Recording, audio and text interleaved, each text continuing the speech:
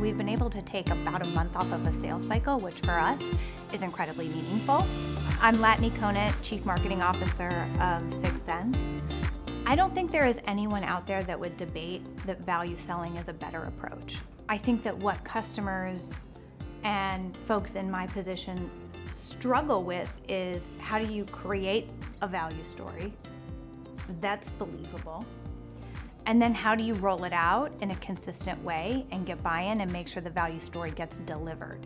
Which is why I love Mediafly's approach, which is a mix of consultation and really working with you to come up with what is that value story, what should your calculator look like, how do you make sure it is believable and consumable and customized for a prospect, as well as their technology-enabled approach, which ensures that it's scalable and it can be done in every single cycle.